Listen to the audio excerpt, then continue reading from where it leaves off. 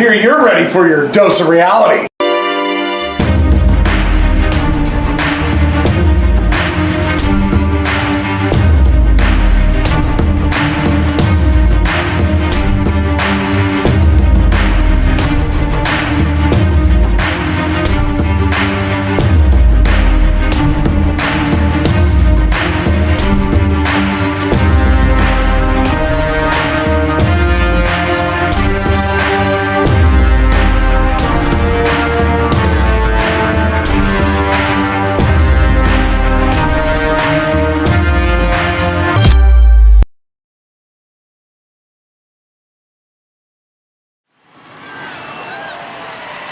Hey, what's up, everybody? Welcome back to the Doctor.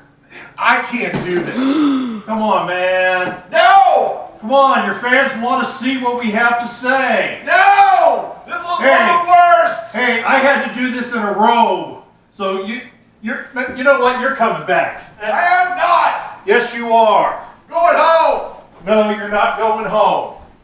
Get in here. No! I said get in here. Stop! No! I need to drag you back in. You're not dragging me! No! Get in here. No! Get in here. Oh! Sit down. All right, okay. Sit down. Okay. I'll sit down. God. Am I going to have to stand here to make sure you don't run? No, I'll stay here. I promise. God, Keep an eye on him. God, yeah, I have to do this now. No! All right. So since we're going to do it, you're going to do it right. Start over. What's up, everybody? Welcome to the Dr. Quack podcast.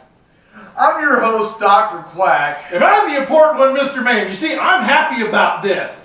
You know, you should be a little more accepting of the fact that even though this thing was horrible donkey garbage, we get to talk about it with our fans, the Dr. Quack podcast listeners. So you should be happy that you're trying to entertain them because there was some funny things to talk about. Yeah, that's about the only reason I got to do this. Good God. But this thing blew the goat. Elimination Chamber. That's all I'm going to say. Good God. So I'm going to go ahead and get us started. The pre-show had some really strange moments. The first one, Peter Rosenberg. I've already destroyed him at length. Peter Rosenberg actually had the audacity to sit there with Booker T and JBL and claim all former champions sitting here at the table today like he actually did something useful. So how do you feel about Peter Rosenberg? I already know what I think. Oh, God. Do you need it? Do you need the air freshener?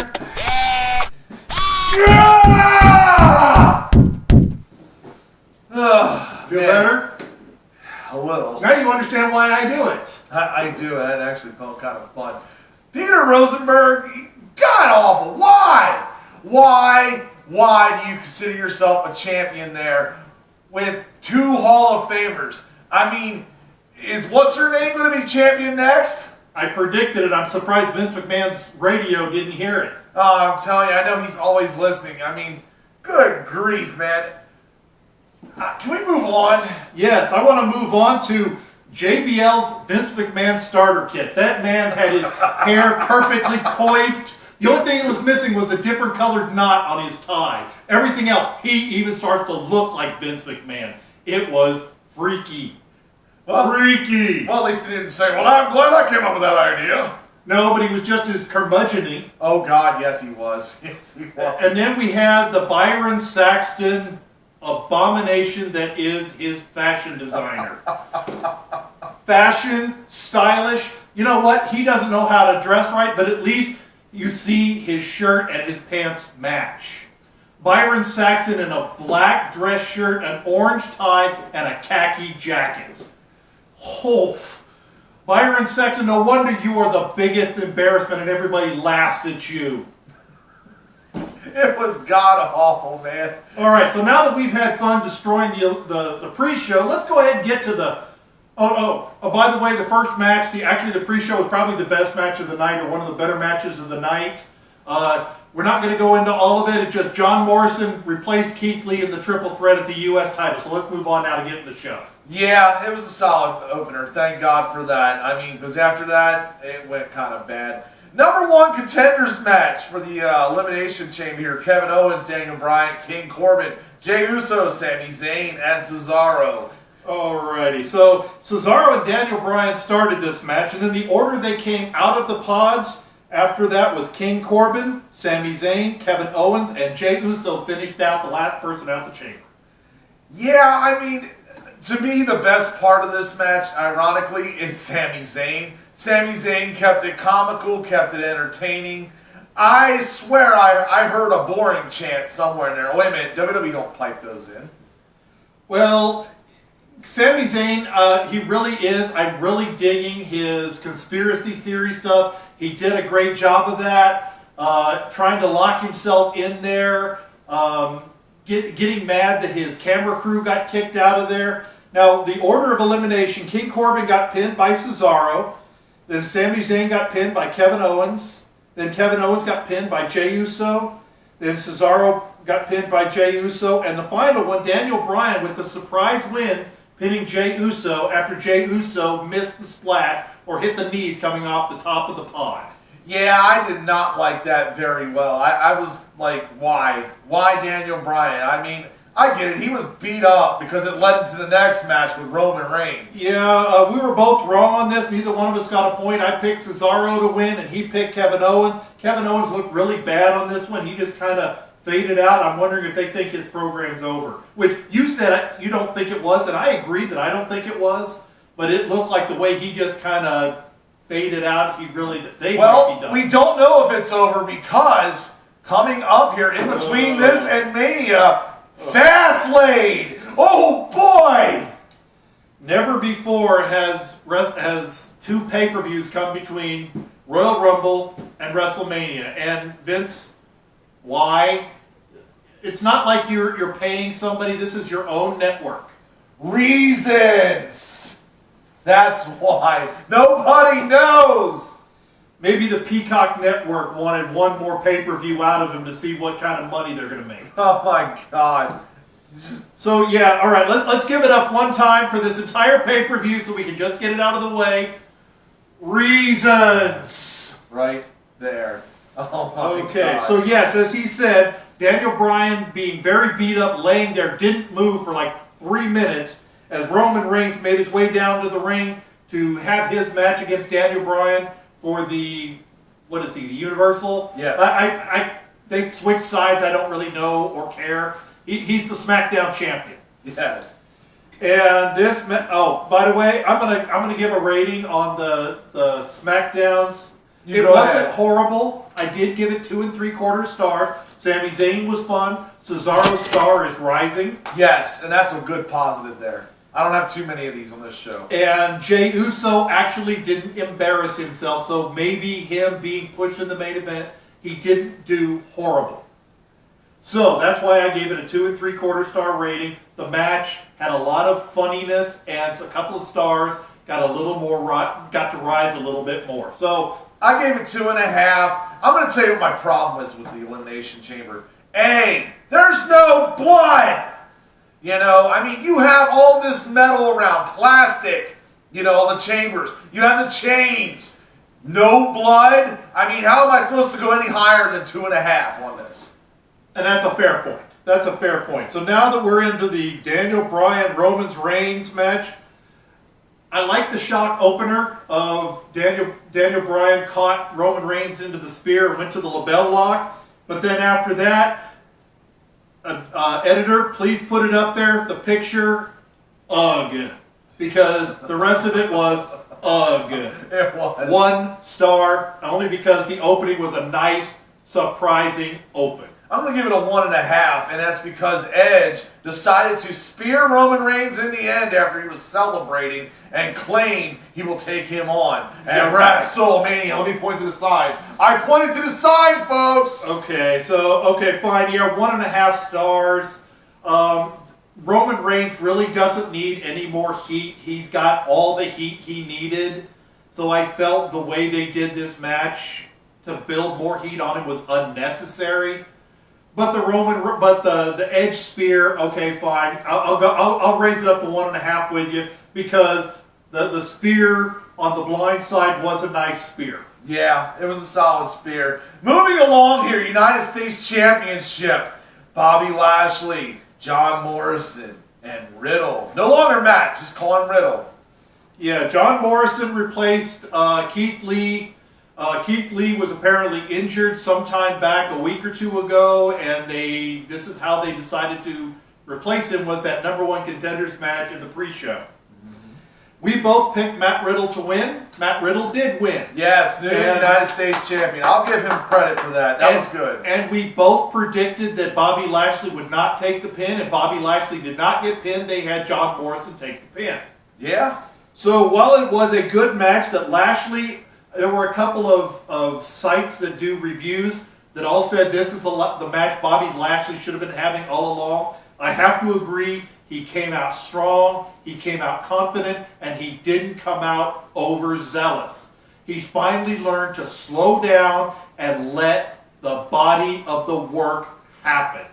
Yeah, Bobby Lashley is definitely, his stock is rising. I am very proud of him watching him work. Unfortunately, this was somewhat predictable, but it was still a 3-star match. I rated it 3 stars. Yeah, Riddle came out there, of course, with the crutch from MVP and whacked him really bad. Yeah, but he managed to get the pin on Morrison. I gave this match 3 stars. This was a highlight for me just because I like the way MVP was able to portray this and actually get it to work properly. Come out with the injury, and then they used the crutch. So that was a great thing by him. Yeah, I agree there. We both gave it 3 stars. So next up, he successfully gets an extra point for this. He didn't pick the right team, but he picked the right outcome. So he gained a point here by predicting Shayna Baszler and Nia Jax over Bianca Belair and Sasha Banks. Now, I'm thankful that Belair and Banks did not win these titles. Good God. She already has 1 belt. I don't need her to have 2. This match, in all honesty, did not need to happen. No, this was a filler. Well, this was to replace the Asuka Lacey Evans match because Lacey Evans is out because she's now pregnant. And God help us if they're going to keep it with the Ric Flair storyline. I sure hope not. I was liking it that it was ambiguous, but watching Ric Flair party like he was the dad, I'm done now. Because everybody knows Lacey Evans is married and already has kids with her husband. But they should have had Asuka challenge somebody because they've already announced NXT's winner of the Dusty Women's Cup is facing Shayna and Nia, so they had no reason to bring this match in here. Their goal of having Bianca and Sasha Banks have problems where Bianca's going to announce she faced Sasha didn't happen. Yeah, that was all by what's his name. Yeah. And neither one of us can really remember it. That's really how relevant it is. Out with his champagne bottle. Yeah, that's Reginald. Reginald, yeah, sorry. I couldn't because that's really the relevance. And I'm going to do this since it just needs to be deserved. I'm going to be a little bit reserved because I'm trying not to make him run off. The entire women's division right now in WWE. You suck. Holy I remember 6 years ago when the Women's Revolution came out, it was all about excellent wrestling, excellent storytelling. What happened to that? Yes. We have garbage. We have horseface Sasha Banks, who, well, I was never a fan. At least she was entertaining. Now she's not entertaining anymore. We got Bianca Belair out there, who 10 years ago would have been a heel, kissing her and then spanking her butt. 10 years ago, that's a kiss my ass, I'm a heel. Now she's a face because reasons. We've already got our reasons out of the way. Hopefully the editor doesn't put it in there and just laughs at us. Anyway. The most dominant woman out there right now, Shayna Baszler, should have turned on Nia Jax and should be facing Asuka at WrestleMania. Something has happened. So they're going back to divas instead of having them be women's wrestlers. And Vince McMahon and WWE right now, that's a problem. Fix it.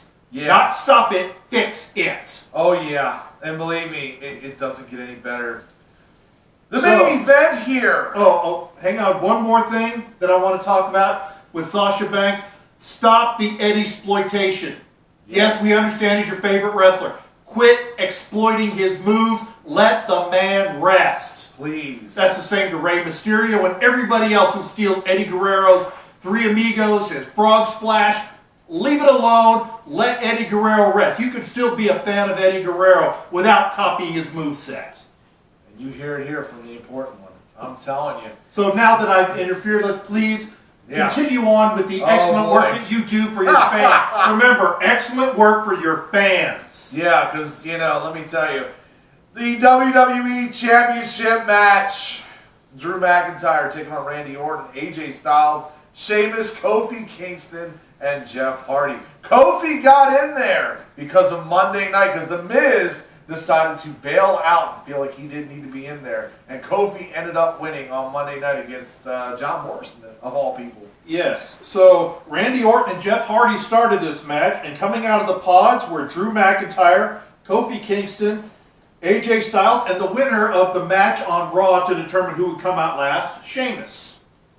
And we both predicted Drew McIntyre would win this match, and we both correctly predicted Drew McIntyre would win this match. This was not a hard show to predict, pretty much. I'm just, And the order, Kofi Kingston was eliminated. Randy Orton was eliminated first by Kofi Kingston.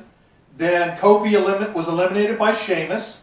Then Jeff Hardy eliminated by Drew McIntyre. Then Sheamus was eliminated by AJ Styles. And lastly, AJ Styles was eliminated by Drew McIntyre, making the winner. Now I want to say this before we go into the shenanigans that happened at the end.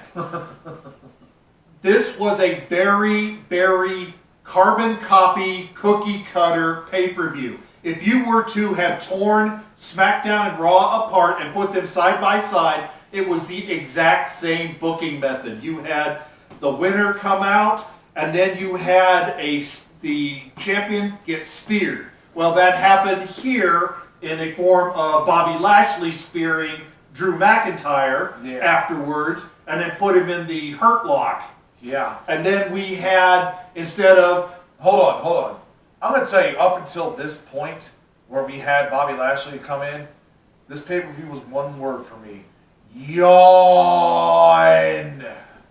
Yes, and that's something else I noted. I'll talk about that part at the end, about the boring. Oh my God. But like I said, then we get, instead of Roman Reigns getting destroyed at the end in the Point to Mania, we get The Miz cashing in and raising the title. It was basically one pay-per-view showed twice, SmackDown and Raw. And that gets my Quack attack! Because that was the best part of this show. That was the cherry on top of the shit sandwich. It was awful to see this entire show up until about that point. And by the way, here's some knowledge for you.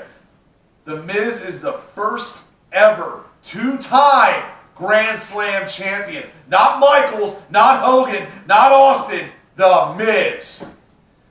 Yes, and this is something, now that we can talk about this, you brought up when we reviewed this thing in the office, this was the get my stuff in. Yeah, get my shit in, folks. All right. Here, you got yours. I got mine. Here, dive. Here, let's dive off the side. This entire show felt like a Raw or a SmackDown, where the road agents say, get your 3 or 4 signature moves in and listen for the commercial breaks. That's what this whole pay-per-view felt like. It felt like an over-glorified Raw or SmackDown. I'm going to go watch Wrestling Challenge. There are new episodes on the network instead of this. Good God, this was awful. All right, and then the other thing that I wanted to bring up, there's an old trick in wrestling where two guys would purposely do, at the embarrassed amount possible, praying that the crowd would chant boring. If there was a live audience, they would have been chanting boring. And then the action got hot at the end, like you said, with the Hurt Lock and Bobby Lashley and The Miz. It was like this whole thing was boring to make those two things mean something. Yeah. And that's why the rest of the show before Bobby gets my 2-finger salutes. Give it to him one more time. Yeah, right up there. Gonna shove the fist in. Yeah, so I did give the WWE, the Raw Championship version. I don't care. I said I don't care which is which. The Raw version, Drew McIntyre champion. That was my match of the night, 3.5 stars, because the action was good and they tempered down the stupidity. It was a lot of get my stuff in, but it was at least a decent match. So now I got to ask you a question, sir. Sure. So we're doing this before Monday Night Raw coming up there. Yeah, I went Yes. Monday night, not just regular Raw. What happens next? We get a lot of Miz gloating, and I think going into Fastlane or WrestleMania, one of the two, we're going to get some kind of announcement from MVP that, hey Miz, we did you a solid. We set up Drew McIntyre. Pay us back. Give Bobby Lashley a title match. So I think now going into Raw or into WrestleMania or Fastlane, one of the two. Yeah. I don't know which one. I'm leaning towards WrestleMania right now. Yeah. We're going to see Bobby Lashley against The Miz for the title. That could be interesting. I think The Miz is going to be short-term champion. I think he's going to drop it at Fastlane. I think Drew's going to get his return match. I think you're going to see two guys that were once allies, Drew McIntyre and Bobby Lashley at Mania. And I'm pulling for Bobo. Bobo, go out there and win that world title. You need it. You deserve it. Bobby Lashley, really, I'm good with that idea. Either way, Bobby Lashley, I think, by the time WrestleMania happens, Bobby Lashley will have been a world champion either at WrestleMania or the day after. Yeah, it's going to be close. I can feel it, man. His stock's rising. Well, that's it, folks. Make sure you tune in this week. We've got our WrestleMania 8 review coming out. The champion that never was, that's also coming. Yep, we're in round Three. The bracket C and D should be starting Friday. Yeah, so And then we're going to be soon into round 4. We're almost done. That's right. I'm your host, Dr. Quack. And I'm the important one, Mr. Mayhem, saying thanks for staying with us. Thanks for staying with us on this one. Hopefully, Fastlane isn't as god-awful as it's always been in the past, because I don't know if I can hold him in twice. I'm telling you. And I'm out.